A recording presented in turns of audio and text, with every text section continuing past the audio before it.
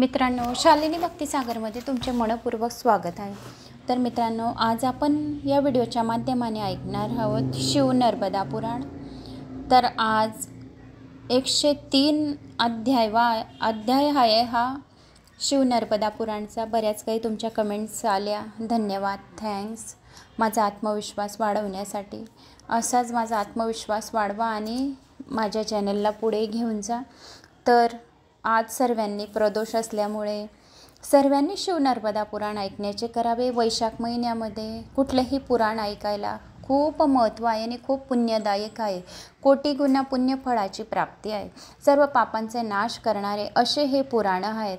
पुराण श्रवण केल्याने सर्व पापांचा नाशच होतो आणि आपल्या मनातल्या इच्छा कामना, आपल्या मुलांच्या, आपल्या नवऱ्याची प्रगती होते। मुलांची, नवऱ्याची सर्व इच्छा कामनाने आपल्यासुद्धा इच्छा कामना पूर्ण होतात। म्हणून जो खूप भाग्यवान आहे, ज्याच्या पदरामध्ये खूप काही जन्माचे पुण्य आहे, त्यालाच हे शिव नर्मदा पुराण ऐकायला मिळेल। सहजासहजी हे पुराण ज्याच्या भाग्यात नसणार त्याच्यासमोर व्हिडिओ बी येईल, पण तो ऐकू शकणार नाही, कारण भाग्य लागतं आणि नशिबाची साथ। जर तुम्हाला नशिबाची साथ असेल, तुमच्या भाग्य उज्ज्वल करण्यासाठी हे नर्मदा पुराण, शिव नर्मदा पुराण नक्की ऐकावे। तर आज एरंडी संगम तीर्थ महात्म्य आहे। कोणी चॅनलला नवीन आलं असेल तर लाल बटनवर सबस्क्राईब करा, ऑलवर क्लिक करा आणि जास्तीत जास्त जणांना शेअर करा। कुठून कोणत्या गावावरून तुम्ही माझा हा व्हिडिओ ऐकत आहोत, आपल्या गावाची कमेंट्स नक्की करा। अर्ध्याच्या वर आपलं नर्मदा पुराण झालेलं आहे। तर आतापर्यंत आपले 30 भाग येऊन चुकलेले आहेत, म्हणजे अर्धा पुराण आपण ऐकलं आहे। जसा टाईम भेटला तसा तुमच्यापर्यंत मी पोचवते आणि 1 महिन्यापासून एवढा प्रवास चालू आहे। तर जसे व्हिडिओ पाहिजे तसा तुमच्यापर्यंत पोचत नाही, पण थोडंफार का असे ना, पण ते वाचून सेव्ह करून अपलोड करून तुमच्यापर्यंत पोचवते जसे आले तसे। तरी पण आता हा 1 महिना अजून थोडा प्रवास फिर राहील। कोणाचे लग्न आहे, कोणाचे मरण आहे, कोणाचे धरण आहे, नाते आहे, म्हणजे तिथं बी जाणं अगदी इम्पॉर्टंट नसतं, जरुरी असतं। तर आणि नातेवाईक पण एवढे लांब आहेत, मुंबई, पुणे, सोलापूर, नागपूर आणि मी राहते बुऱ्हाणपूर। म्हणजे 12-12 तासाचा प्रवास येणं जाणं असल्यामुळे थकावा पण खूप आलेला आहे। आणि त्याशिवाय पुराण जसं वाचायला पाहिजे तसा वेळ पण भेटत नाही, 1-1 तासाचा। नाही तर 1-1 तास जर वाचलं तर एक 15-20 दिवसात तर कंप्लीट होईल पुराण। पण 10-15 मिनटं, 20 मिनटं जेवढा वेळ भेटला, थोडं कसंही ना, पण व्हिडिओ रोज तुमच्यापर्यंत पाठवून देत आहे। तरी पण माझ्या चॅनलला पुढे घेऊन जाण्याचे करावे। जय श्री गणेशाय नमो नमः। हर हर नर्मदा, हर हर नर्मदा, हर हर नर्मदा। 3 वेळा नर्मदा देवीचे, नर्मदा नदीचे नामस्मरण केल्याने सर्व पापांचा नाश होतो। श्री गणेशाय नमो नमः। हे मुनिश्रेष्ठ, श्री मार्कंड म्हणाले, राजेंद्र, त्यानंतर उत्तम एरंडी संगम तीर्थात जावे, ज्याविषयी राजा मी पूर्वी श्री शंकर भगवानच्या मुखाने ऐकले आहे। पूर्वी हा प्रश्न गौरीने श्री शंकराला विचारला होता, तेव्हा श्री शंकराने अत्यंत गुप्त व कल्याणकारी वृत्त सांगितले। ईश्वर म्हणाले, हे देवी, तू अतिशय गुप्त गोष्ट आहे, आजपर्यंत ती मी कुणालाही सांगितले नाही। श्री नर्मदाच्या परम पवित्र उत्तर तटावर गर्भहत्येचे पाप दूर करणारे, मनोकामना पूर्ण करणारे, पुत्रवृद्धी करणारे, दीर्घायुष्य करणारे उत्तम तीर्थ आहे। पार्वती देवीने असे विचारले। श्री महादेव म्हणाले, हे उत्तम तीर्थ गर्भहत्येचे पाप हरण करणारे व स्वर्ग दर्शन देणारे कसे आहे ते मला सर्व कथन करा। ईश्वर म्हणाले, हे महादेवी, श्री ब्रह्मदेवाचे मानसपुत्र, नित्य अग्निहोत्र करणारे, देवता व अतिथीचे पूजक अत्री नावाचे महर्षी होते। हे पार्वती, त्यांचे अनुसया नावाचे विख्यात गुणवंत, पतिव्रता, पतिपरायण, पतिकार्यात तसेच कल्याणात तत्पर भार्या होते। अशा प्रकारे बराच काळ लोटला तरी त्यांना कन्या वा पुत्र प्राप्ती झाली नाही। हे महादेवी, एकदा ते दिवसाच्या 3ऱ्या प्रहारात सुखाने लोटले होते। पूर्वकालीन सुखदुःखाबद्दल बोलत होते। अत्री म्हणाले, चंद्रासमान प्रिय दर्शनी, कल्याणी, प्रिय सर्वांग सुंदरी, विद्या विनय संपन्न, कमलाक्षी, पूर्ण चंद्रासमान सुंदर, मोठ्या कमरेच्या भारामुळे मंद गमन करणारी, हे सुंदरी, तू मला प्राप्त झाली आहे। संपूर्ण विश्वात तुझ्या समान अन्य कोणती स्त्री नाही। वेदवादी ब्राह्मण स्त्रीला पुत्ररूप फलवान म्हणतात। हे कल्याणमयी सुंदरी, केवळ विश्वात तुझ्या समान अन्य कोणती स्त्री नाही। वेदवादी ब्राह्मण स्त्रीला पुत्ररूप फलवान म्हणतात। हे कल्याणमयी सुंदरी, केवळ जन्मला म्हणून पुत्र असला तरी महापापी असल्यामुळे खाली पतन होणाऱ्या पित्याच्या पुण्य नामक नरकात तो रक्षण करतो. महानरकात सुद्धा गेलेले दूषित कर्मवाले पितामह आदीचा सुद्धा या पुत्रांमुळे उद्धार होतो. सुपुत्र वैतरणीत गेलेल्या पितामहाचा सुद्धा उद्धार करतो. पुत्रामुळे सर्व लोक वश होतात. नातवांमुळे ही उत्तम गती मिळते. पंतूमुळे सदा सुख देणारा ब्रह्मलोक प्राप्त होतो. या कारणास्तव लोक परलोकात पुत्र समान कोणी बंधू नाही. मध्यरात्री सदा चिंताग्रस्त असल्यामुळे माझे सर्वांग ग्रीष्म ऋतूतील नदीच्या जलाप्रमाणे सुकत आहे. अनुसयेने सांगितले, हे ब्राह्मणदेव, तुम्ही जो विचार करता तो सर्व मीही करते. ज्यामुळे तुम्ही व्याकुळ होता त्यामुळे माझेही चित्त जळते. ज्या कार्यामुळे दीर्घायू गुणी पुत्र होईल त्या कार्याचा विचार केल्यास प्रजापती श्री ब्रह्मदेव प्रसन्न होतील. महर्षी अत्री म्हणाले, हे कल्याणी, जन्मल्यानंतर मी कठोर तप केले. सुंदरी व्रत, उपवास, नियम व शाकाहारमुळे माझे शरीर दुर्बल झाले आहे. हे महाव्रतधारी, मी अशक्त असल्यामुळे शोकमग्न आहे. ही गुप्त गोष्ट मी तुला सांगितली. अनुसयाने स्पष्ट केले. पतिव्रता पतीचे कामसुख, पुत्रसुख वृद्धिंगत करणारी धर्म, अर्थ, काम व त्रिवर्ग साधनेत मग्न अशी पत्नी विद्वानांच्या मते प्रशंसनीय मानली जाते. पतीच्या आज्ञेशिवाय जप, तप, तीर्थयात्रा, शिवपूजा, मंत्रसाधना, गृहस्थ धर्मांची उपेक्षा करून देव आराधना हे 6 स्त्रीच्या पतनास कारणीभूत आहेत. अशा प्रकारे स्त्रियांच्या व्रतसाधनेतील महादोष सर्व देव, मुनी, वेदचरणानुसार सांगतात. या कारणास्तव हे ब्राह्मण, मी तुमची आज्ञा घेऊन कठीण तप करीन, श्रेष्ठ देवांना प्रसन्न करीन. महर्षी अत्री म्हणाले, महाबुद्धिवान संतोषीदायी देवी, वा छान छान हे सुवस्व गावी मी तुला आज्ञा देतो की पुत्रार्थ तू तपश्चर्या घे. देव, मनुष्य व पितरांच्या ऋणातून मुक्त होण्यासाठी मनुष्याच्या त्रैलोक्यात स्त्री समान कोणी बांधव नाही. उत्तम स्त्री सम अन्य कोणते सुख नाही. तिची देवगण सुद्धा प्रशंसा करतात. सम्मुख दृष्टी असणारे आज्ञाकारक पुत्र व पित्यासमोर पराड मुख राहणारा अर्थात सामना न करणारा पुत्र योग्य पत्नीपासून मिळतो. त्यामुळे देव, असुर व मनुष्य सारेच पत्नीची प्रशंसा करतात. महाव्रतधारी, बुद्धिमान, सत्वगुण संपन्न सुभाक्षी देवी, तू माझ्या आज्ञेने पुत्रार्थ त्वरित तप कर. या वाक्यात त्वरित साष्टांग नमस्कार करत अनुसयेने सांगितले, पूज्य ब्राह्मण श्रेष्ठ, तुमच्या कृपेने मी सर्व मनोकामना प्राप्त करेन. त्यानंतर हंसासम विलासपूर्वक गती असलेली मृगांश सुंदर अनुसया नियमबद्ध होऊन श्री शिवशंकराच्या स्वदापासून उत्पन्न झालेली पाप विनाशिका श्री नर्मदा देवीच्या तटावर पोचले. महर्षी अत्री महात्मा सांगत उपदेश करत होते. तिच्या केवळ दर्शनाने मनुष्याच्या सर्व पापसंचय नष्ट होतो. तिच्या जलात केवळ स्नान केल्याने मनुष्याला अश्वमेधाचे फलाची प्राप्ती होते. जो कोणी हा अध्याय श्रवण पण करेल तरी सुद्धा त्याला अश्वमेधाचे फल प्राप्त होईल. हे महादेवी, श्रद्धापूर्वक स्वतः श्री नर्मदाचे जल सेवन केल्यास ते सोमपानासमान पुण्यदायी असते. याबाबत विचारण करण्याची आवश्यकता नाही. जे शतयोजन दूर राहून रात्रंदिवस श्री नर्मदाचे स्मरण करतात ते सर्व पापांपासून मुक्त होऊन रुद्रलोकात जातात. हे सुंदरे, श्री नर्मदेजवळ 2 योजनपर्यंत श्री नर्मदा जलाचे सेवन करणारे व श्री नर्मदाचे स्मरण करणारे मरणोत्तर यमलोक दर्शन करत नाही. त्यामुळे श्री नर्मदाच्या उत्तर तटावर शुभ एरंडी संगमात विशालाक्षी अनुसया निर्जनी स्थित होऊन शाकाहारवर निर्वाह करू लागले. मंगलमय स्तोत्र व्रतांनी विधी, हरिहर तिन्ही देवतांना प्रसन्न करत नियमयुक्त राहिली. हे महादेवी पार्वती, त्यानंतर अनुसया ग्रीष्म ऋतूत पंचाग्नी साधनेत तत्पर राहिली. तिने वर्षा ऋतूत ओल्या वस्त्राने चांद्रायण व्रत केले. हेमंत ऋतूत सदा जलात निवास केला. प्रांतकाळी स्नान करून संध्या उपासना कर्म ती पुन्हा देव, ऋषी, पितृतर्पण करीत होते. देवपूजन विधीपूर्वक हवन करून विष्णू भक्तांचे पूजन करीत होती. स्नान, जप, हवन आदी शुभ कार्यात ती तत्पर होते. अशा प्रकारे शतवर्ष पूर्ण झाल्यावर श्री शिवशंकर, श्री विष्णू व श्री ब्रह्मा हे तिन्ही देव ब्राह्मण वेशात एरंडी संगमात अनुसयेसमोर उपस्थित झाले. हे प्रिये, वेदपाठ करत ते ब्राह्मण अनुसये समक्ष उपस्थित झाले.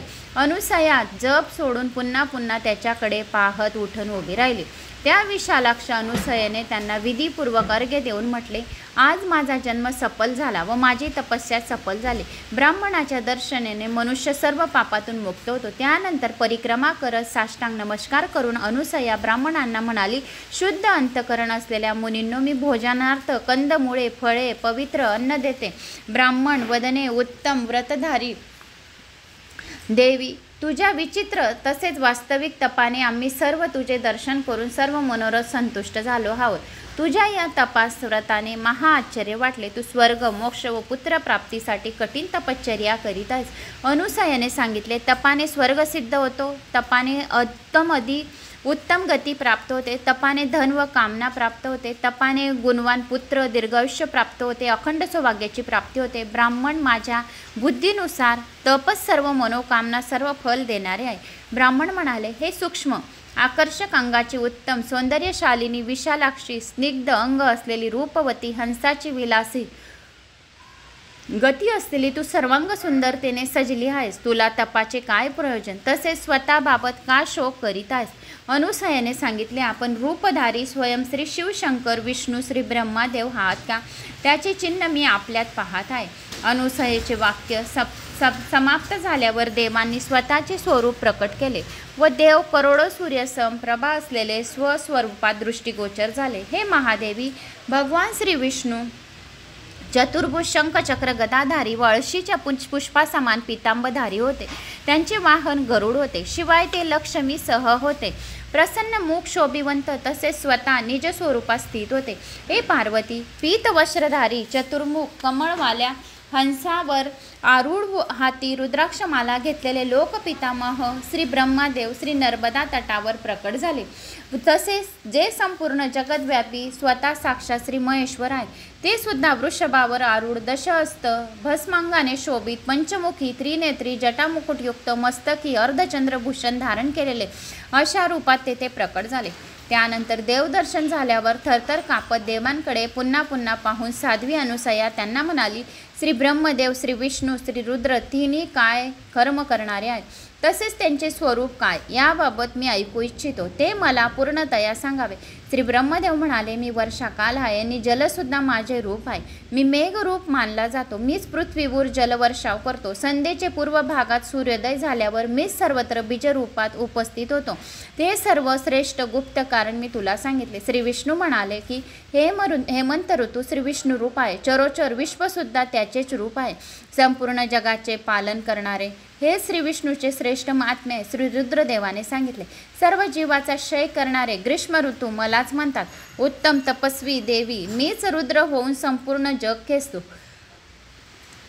हे उत्तम व्रतधारी देवी, अशा प्रकारे श्री ब्रह्मदेव, श्री विष्णू, श्री रुद्र हे तिन्ही देव, तिन्ही संध्यारूप, तीन कालरूप, तीन अग्निरूप आहेत. त्याचप्रमाणे हे कल्याणी श्री ब्रह्मादेव, श्री विष्णू व हे रुद्र तिन्ही एकात्मरूपी आहेत. तुझ्या मनाला जो इष्ट वाटतो तो वर तू दिला ते तुला देतील. अनुसयाने व्यक्त केले, मी जगात धन्य व पुण्यवान आहेत. मी सदा प्रशंसनीय वंदनीय आहे, कारण माझ्यावर श्री ब्रह्मदेव, विष्णू, शंकर प्रसन्न आहेत. जर माझ्यावर तिन्ही देव प्रसन्न आहेत तर माझ्यावर दया करून सदा या तीर्थावर स्वसान्निध्याने वर देणारे व्हावे. श्री रुद्र म्हणाले, भगवान शिव म्हणाले, हे कल्याणी, जे तू इच्छित वर सांगत आहे तेच होईल. एरंडी नावाने प्रसिद्ध प्रत्यक्ष वैष्णवी माया येथे स्थित राहील. तिच्या केवळ दर्शनाने आणि तिच्या कथा श्रवण करण्याने पाप संचय नष्ट होतो. चैत्र महिन्यात दिवस रात्र उपास करून एरंडी संगमात स्नान करून ब्रह्महत्यकेचे पातक दूर होते.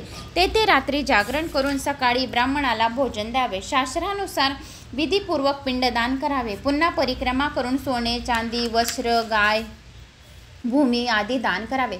तेथे केलेले दान 1.25 करोड पट फलदायी मानले जाते, असे स्वयंभू मनूने सांगितले आहे. हे देवी, ज्याच्या एरंडी संगमात मृत्यू होतो तो सहस्र युगापर्यंत रुद्र लोकामध्ये निवास करतो. या तीर्थात अहोरात्री निवास करून जो वैदिक 11 नावे वैदिक रुद्रमंत्र जप करतो तो परमगती प्राप्त होतो. विद्यार्थी विद्या, धनार्थीला धन प्राप्त होते, पुत्रार्थीला पुत्र प्राप्त होतो. जो ही कथा ऐकेल त्याला विद्या प्राप्ती होईल, धन प्राप्ती होईल, पुत्र प्राप्ती होईल, दीर्घायुष्याची प्राप्ती होईल, मनातल्या सर्व इच्छा कामना पूर्ण होतील. अशा प्रकारे मनुष्य इष्ट मनोरथ प्राप्त करेल. अशी ही कथा सर्व पापनाशक आणि सर्व मनातल्या इच्छा पूर्ण करणारी आहे. एरंडी व नर्मदाच्या संगमाच्या निर्मल जलात स्नान करून महापातक सुद्धा नष्ट होते आणि उत्तम गती प्राप्त होते. अनुसया म्हणाली, माझ्या भक्तीने जर आपण तिन्ही देव माझ्यावर संतुष्ट झाले आहात तर माझ्या भक्तीने वश व्हा.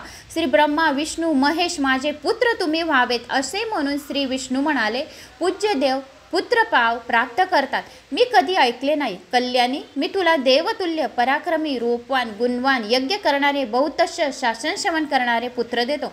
अनुसयेने मत मांडले. भक्तांचे दुःख हरण करणारे देव, जो मला इष्ट आहे आणि ज्यासाठी मी प्रार्थना केली तेच आपण द्यायला हवे. माझी जशी पुत्र कामना आहे त्याच्या विपरीत कारण योग्य नाही. श्री विष्णू म्हणाले, पूर्वी भृगु महर्षी संवादाने वश होऊन त्याच्या वाणीवा आदर करून मी गर्भवास केला आहे आणि मी त्याच्याही पार बघत नाही. प्राचीन वृत्तांतांचे स्मरण करून मी पुन्हा पुन्हा त्याचे चिंतन करतो. असा विचार करून श्री ब्रह्मा विष्णू शंकर असे आम्ही सर्व तुझे अयोनिज पुत्र होऊ. हे सुंदरमुखी महाबुद्धिमान देवता, यो निवासात गमन करत नाही. हे देवी, संगम सानिध्याने तू प्रत्यक्ष लोकांना वरदायी एरंडी वैष्णवी मातेच्या रूपात राहशील. कुंतीपुत्र श्री नर्मदाच्या उत्तर तटावर तिन्ही देव स्थित आहेत. कृश अंगाची श्वेत गोरवर्णीय ऋष केसांची जरा कठोर योगोपवीत घातलेली तपोनिष्ठ सुभाक्षी अनुसया देवी महेंद्र पर्वतावर पोचली.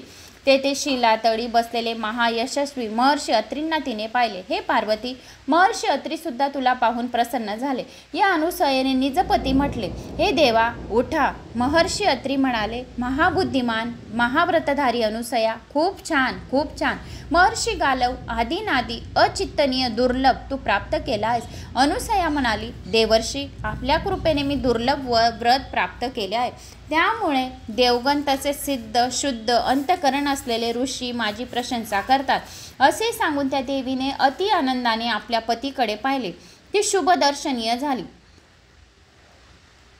केवळ दर्शनानेच तिच्या भाळी किरणांनी घेरलेले 9000 योजनेने परिमित शुभ मंडल कंदम गोलोका समान आकाराचे 3 घट पट परिमाणयुक्त होते. हे देवी, ज्याच्या मध्यात दिव्य रूपधारी सुवर्ण समान वर्णाचे अमृतमय करोड सूर्यासमान तेजस्वी पुरुष साक्षात स्वतः श्री ब्रह्मदेव प्रथम पुत्राच्या रूपात सोमरूप चंद्राच्या नावाने प्रसिद्ध झाले. हे महादेवी, हा सोमरूपी चंद्र निज 16 कलांनी इष्टयज्ञ आदी धार्मिक कृत्य व संपाद करतो. हे महेश्वरी, याच्या प्रतिपदा द्वितीया तृतीया चतुर्थी पंचमी आदी कला तसेच अवयव 16वी कला आहे. हा चंद्र चतुर्विध लोकांच्या चरात्मक त्रिभुवनासहित संपूर्ण जगताला सूक्ष्म रूप होऊन तृप्त करतो. चंद्र निज किरणांनी सर्व औषधीत रस पोषण करतो, म्हणून तो संपूर्ण जगताला तृप्त करणारा आहे. सर्व चंद्रास स्थित हवन केलेल्या दिलेल्या वस्तूंचा उपभोग घेतात. जेव्हा चंद्र वनस्पती सोमतलागत होतो तो काळ अमावस्येचा असतो. सोमलता पौर्णिमेला पूर्णतया पल्लवित होते. कृष्ण पक्षात ती क्रमशः वर्णहीन होऊन अमावस्येला ती पूर्णतया पूर्णहीन होते. चंद्राच्या सर्व कला क्षीण होतात, त्यामुळे सोमलतेत तो क्षीण कला असलेल्या स्वरूपात असतो. धनवान असून अमावस्येच्या दिवशी दुसऱ्यांच्या घरी भोजन करणारा अज्ञानी मनुष्य थोड्या वेळात 1 वर्षाचे शुभकर्म नष्ट करतो. अमावस्येला वृक्ष तोड करणारा मनुष्य त्या पापांमुळे यमलोकात जातो. अमावस्येला मैथुन करण्यास निसंशय ब्रह्महत्ये समान पाप लागते. अमावस्येला जो नागरतो त्याच्या पूर्वसंचयी गायी नष्ट होतात. तसेच अमावस्येला जो मार्गक्रमण करतो त्याचे पितृगण महिनाभर धुली भोजन करतात. हे महादेवी, जो अमावस्येला श्राद्ध कर्म करतो त्याचे पितर वर्षभर निश्चित तृप्त राहतात. जो त्या तिथीला अमावस्येला सुवर्ण चांदी वस्त्र आदी वस्तू ब्राह्मणाला देतो तो सर्व निसंशय लाखपटीने पुण्यफळाची प्राप्ती होते. अमावस्या हा दिवस पितृंसाठी तर्पण करण्यासाठी पितरांच्या श्राद्धासाठी सर्वात महत्त्वाचा दिवस आहे. त्यांना पितृदोष लागत नाही. असे गुणसंपन्न सोमरूप प्रजापती अनुसयेचे प्रथम पुत्र उत्पन्न झाले. दुसरे पुत्र दुर्वासा नावाचे सृष्टसंहार करता स्वतः साक्षात महेश्वर झाले. हे देवी, ते ऋषींमध्ये तप करत होते. हे प्रलयावस्थ रुद्रभाव प्राप्त करतात. हे सुंदरी, त्या दुर्वासाने इंद्राला सुद्धा शाप दिला आहे. दुर्वासाच्या रूपात दुसऱ्या पुत्राची ही उत्पत्ती मी तुला सांगितली. तिसरा पुत्र दत्तात्रयाच्या स्वरूपात भगवान मधुसूदन, जे जगद्व्यापी जगन्नाथ स्वतः साक्षात जनार्दन झाले. हे महेश्वरी, हे 3 देव अनुसयेचे 3 पुत्र झाले. वरदानामुळे 3 देव पृथ्वीवर अवतीर्ण झालेले आहेत अनुसयाच्या पोटी. हे पार्थ, श्री नर्मदाच्या उत्तर तटावर पुत्र प्राप्ती होण्यासाठी हे तीर्थ अनुसयेद्वारा स्थापित झालेले आहे. सर्व पापांचा क्षय करणारे श्रेष्ठ तीर्थ आहे. हे मार्कंडे म्हणाले, मृत्यू लोकात श्री नर्मदाविषयी अजून एक कथा आहे, आश्चर्य वाटण्याजोगती आहे. राजा ब्राह्मणाची भ्रूण हत्या नष्ट झाली. राजा युधिष्ठिर म्हणाले, हे निष्पाप ब्राह्मण श्रेष्ठ, दुःखात ब्राह्मणाचा इहलोकात सर्व पापहरण करणारा तो इतिहास मला सांगावा. श्री मार्कंड्यांनी कथन केले. श्री शंकर म्हणाले, सुवर्ण शिल्लक नावाच्या गावात गौतम वंशी उत्तम कुलीन गोविंद नावाच्या शेतकरी भार्या पुत्रासह राहत होता. तो परिवारासह सदा कृषी कार्यात मग्न होता. एकदा तो लाकडांनी गाडी भरून घरी जात होता. भुकेने व्याकुळ झाल्यामुळे त्याने एकट्यानेच लाकडे त्वरित फेकली. पित्याचा आवाज ऐकून त्याने मूल रांगत रांगत तेथे आले, पण गोविंदाने घाईघाईत त्याला पाहिले नाही. बिचारे मूल लाकडांनी आच्छादले गेले. तहानेने व्याकुळ झाल्यामुळे तो त्वरित घरात गेला आणि बैल चुपलेली गाडी त्याने दारातच सोडली. त्याची पत्नी त्याचा स्वभाव ओळखणच होती, तसेच त्याला वश होती. मूल पडले, त्याचे मस्तक लाकडांनी फाटले, तरी दीनतापूर्वक एक शब्द न बोलता तिने मुलाला चुपचाप झोळीत ठेवले. हे राजा, मग ती पतिव्रता प्रिय पतीची सेवा करू लागली. त्यानंतर तिने स्नान करून भोजन शयनादी व्यवस्था केली. पतीची व्यवस्था पूर्ण झाल्यावर ती हळूहळू मुलाला उठवू लागले. जेव्हा मूल उठले नाही, झोपलेलेच होते, तेव्हा ते मृत झाल्याचे जाणले. ती दीनपणे रडू लागली, बेशुद्ध झाली. तिच्या रडण्याचा आवाज ऐकून गोविंदाचे मन व्याकुळ झाले. हे काय झाले असे म्हणत तोही जमिनीवर कोसळला. हे राजा, ते दोघंही केस मोकळे सुटलेल्या अवस्थेत जमिनीवर पडले. जोरजोरात श्वासोश्वास सोडत ते विलाप करू लागले. आता अंगणात क्रीडा तू असलेला कोणता पुत्र पाहू. हे पुत्र, तुझ्यामुळे विदीर्ण झालेले हृदय मी कसे शांत करू. तुझ्या जन्मापर्यंत यश व अक्षय कुलसंततीत पाहिल्यानंतर आता मी ऋणरहित होऊन परमगती प्राप्त करू शकेन का. प्रिय पुत्र, या दीन वृद्धांची तूच गती आहेस. तुझ्या सहित विचारात घेतलेले माझे सारे मनोरथ निष्फळ झाले. हे प्रिय पुत्र, या व्याकुळ दीनपुत्र बांधव रहित रडणाऱ्या जमिनीवर पडलेल्या निज मातेचे रक्षण कर. पुन्हा नावाच्या नरकापासून पित्याची पुत्र रक्षा करतो. त्यामुळे ब्रह्माद्वारा तो पुत्र संबोधला जातो. पुत्र विना घर रिक्त जाणवतो. विना बांधव दिशा शून्य वाटते. लोक असत्य सांगतात की चंदन सर्वात शीतल असते. पुत्राच्या अंगाचा स्पर्श चंदनापेक्षा शीतल असतो. पित्याची दाढी पकडून खेळणारा, धुळीने माखलेल्या शरीराच्या मांडीत बसलेला पुत्र पुण्यहीन पाहू शकत नाही. जगात वीणा नावाच्या वाद्याचा स्वर अतिशय सुस्वर मानतात, पण पुत्राच्या रडण्याचा आवाज त्याहून अधिक आनंददायी असतो. समजूतदार नावाच्या वाद्याचा स्वर समजूतदार लोक, पशु पक्षी, कावळे, पशु यवनी त्या सर्वात पुत्राला प्रिय मानतात. मास, घोडे, कासव, मगर आदी सुद्धा पुत्राच्या उत्पत्तीने प्रसन्न होतात व पुत्राचा मृत्यू झाल्यास दुःख अनुभवतात. प्रिय पुत्र, मी कमनशिबी आहे. हे राजा, राजा दशरथाने पुत्रप्राप्तीसाठी ऋषी समुदाय एकत्रित केला होता. इंद्राच्या स्थानी स्थिर राहून यासाठी त्याच्या आसनेचे प्रोक्षण केले होते. हे पांडव, स्वर्गसुख पुन्हा पुत्रापेक्षा वेगळे नाही. या कारणास्तव पुत्रप्राप्तीसाठी राजा दशरथने उत्तम यज्ञ केला होता. त्या यज्ञाच्या प्रभावामुळे त्याचे राम, लक्ष्मण, भरत, शत्रुघ्न हे 4 पुत्र झाले. ज्या अमित तेजस्वी परशुरामाने कार्तिवीय सहस्रजुनाला पराजित केले, तो परशुराम अष्टवर्गीय श्रीरामाकडून पराजित झाला. एकट्या प्रभू श्रीरामाने शत्रूंना पराभूत करणाऱ्या वानर बालीला ठार केले. श्री ब्रह्मदेवाचा पंतू रावणाला पाहून त्रैलोक्य कापत होते, पण तो बंधू बांधवासहित श्रीरामाकडून मारला गेला. अशा प्रकारे पुत्राशिवाय मनुष्य लोकात काही सुख नाही. ज्याच्या श्रीसंग वंशासाठी, ज्याची वाणी धर्मसाध्य, स्वर्गासाठी, ज्याचे शुद्ध अन्न ब्राह्मणासाठी आहे, तो निश्चितच स्वर्ग निवास करतात. असे समजावे की ब्रह्महत्या अश्वमेघ यज्ञापेक्षा महान कोणते पाप पुण्य नाही. तसेच पाहिले तर पुत्रोती अन विपत्तीपेक्षा महान कोणते सुख दुःख नाही. मी आता काय सांगू, पुत्रविना सुख नाही. अशा प्रकारे तो गोविंद पुन्हा पुन्हा अनेक प्रकारचे दुःखमय विलाप करत होता. लोकांनी खूप आश्वासन दिल्यावर ब्राह्मण पुत्राला घेऊन बाहेर निघाला. ते विधीपूर्वक कर्मांनी त्या बालकाचा अंतिम संस्कार करून दुःखाने व्याकुळ होऊन घरी येऊन दोघे राहू लागले. युधिष्ठिर जेव्हा रात्र झाली, तो गोविंद पुत्रशोकाने पीडित होऊन जमिनीवर झोपला. त्यावेळी दुःख पीडित पतीला पत्नीने किड्यांच्या राशीत पडलेले पाहिले. या पतीला या प्रकारे पापयुक्त पाहून महादुःखात बुडाले. अशा प्रकारे दुःखमय अवस्थेत सारी रात्र निघून गेली. पशुपालने घरून गाई म्हशींना मुक्त करून वनात नेले. जंगलात सर्व गाई म्हशींना चरावयास सोडून तो पुन्हा घरी आला. पशुपालाने ब्राह्मण गोविंदाला सांगितलं, हे स्वामी, जोपर्यंत मी भोजन करतो तोपर्यंत तुम्ही जंगलात जाऊन गाई म्हशींचे रक्षण करा. तेव्हा तो ब्राह्मण त्वरित गाई म्हशींचे राखण करण्यासाठी गेला.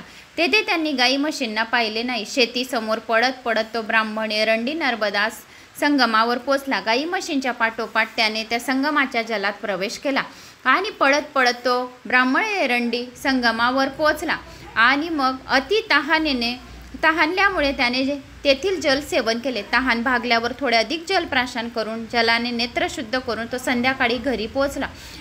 भोजन करून दुःखित होऊन तो रात्री पुन्हा झोपून गेला. शोक भ्रमाने निराश होऊन तो निद्राधीन झाला. युधिष्ठिर मध्यरात्री त्याच्या पत्नीने निज पतीचे शरीर काही जागे कृमीने लपटलेले, काही जागी कृमीत राही पाहिलेले. त्या आश्चर्ययुक्त गुणवती पत्नीने भयभीत चित्ताने त्या ब्राह्मणाला त्याच्या पापासंबंधी निवेदन केले. पत्नी म्हणाली, 5 दिवसापूर्वी तुम्ही जेव्हा लाकडे फेकत होता तेव्हा घरामागून आलेला पुत्र तुमच्याद्वारे अज्ञानाने मारला गेला. ते गुप्त घोर पाप मी तुम्हाला सांगितले नाही. ते पाप गुप्त ठेवल्यामुळे मी रात्रंदिवस जळत आहे. मी न तुमचे शरीर सुखपूर्वक पाहते न स्वतःचे शरीर सुखपूर्वक पाहते. निद्रा व तुमच्यासह सुखभोगाचे शमन झाले आहे. मनुस्मृती महिषाद्वारा हा श्लोक सांगितला जातो. ज्याच्या स्मरणाने माझे दुःख शांत होत नाही. सांगितल्याने धर्म नष्ट होतो पण गुप्त ठेवल्यास धर्माची वृद्धी होते. लोक परलोक हाच नियम आहे. अशा प्रकारे पाप सुद्धा सर्वांना सांगितल्यावर नष्ट होते पण गुप्त ठेवल्यास ते अधिक वाढते. रात्री विचार करता करता मी भयाने व्याकुळ झाले. किड्यांमध्ये तुम्हाला पाहिलेच, मी कोणाला सांगू. आज पुन्हा बालकाच्या हत्येने उत्पन्न किड्यांनी व्याप्त असे तुम्हाला पाहिले आहे. जे काही ठिकाणी तुम्हाला चावत आहे, जर काही ठिकाणी जवळजवळ नष्ट झाले आहेत याचे वारंवार स्मरण करून विचार करते पण लक्षात येत नाही की यामागील कारण काय आहे.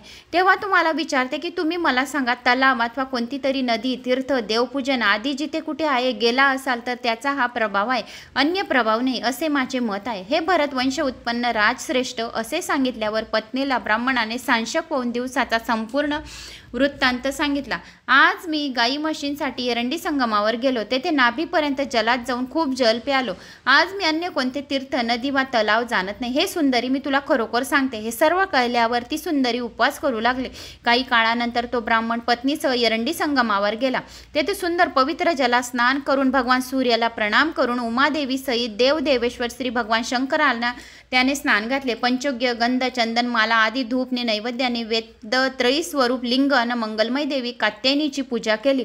पतीसह पतिव्रतेने रात्री जागरण केले. हे भरतवंश उत्पन्न राजा, त्यामुळे निर्मळ प्रांतकाळी प्रयत्नपूर्वक गोविंदने गोदान, सुवर्णदान, वस्त्र, अन्नदान यथाशक्ती श्रेष्ठ उत्तम आख्यान श्रवण व पठन केले.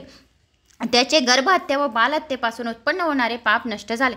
तो प्रलयपर्यंत शिवलोकात क्रीडा करत होता. हे श्रेष्ठ राजा, जो ही कथा अश्विन, चैत्र, वैशाख शुक्ल पक्षात सप्तमी तिथीला प्रदोष, पौर्णिमा, अष्टमी, नवमी तिथीला उपवास करून या प्रदोषाला ही कथा जो कोणी ऐकेल, या जितेंद्रिय होऊन सात्विक भावनेने शिवमंदिरात जाऊन ही कथा श्रवण पठन करेल, या शिवमंदिरात निवास करतो.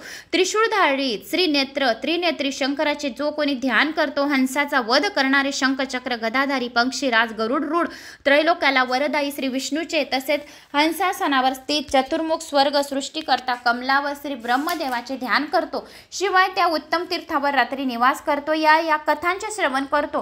त्यानंतर अष्टमी तिथीला या प्रदोषाला या प्रांतकाळी सर्व दोषरहित ब्राह्मणाचे पूजन करतो. या दररोज या कथा श्रवण करतो. सर्व अवयवांनी पूर्ण, सर्व शास्त्रात निपुण, नित्य वेद अभ्यास तत्पर, निज भार्येवर प्रेम करणारे, श्राद्धदान व्रतात योग्य अशा ब्राह्मणाचे अतिप्रेमाने पूजन करून हे पांडुपुत्र तेथे पितृपूजन, देवपूजन करतो आणि एरंडी नदीच्या संगमात पिंडदान व तर्पण करतो. तो त्वरित प्रेत भावनातून मुक्त होतो आणि सर्व पापातून मुक्त होतो. तेथे मनुष्याने निरंतर अन्नदान द्यावे. हे कुंतीपुत्र, नागराबरोबर शुभ लक्षणांनी युक्त ओझेवाहन समर्थ पुष्ट बैल द्यावे.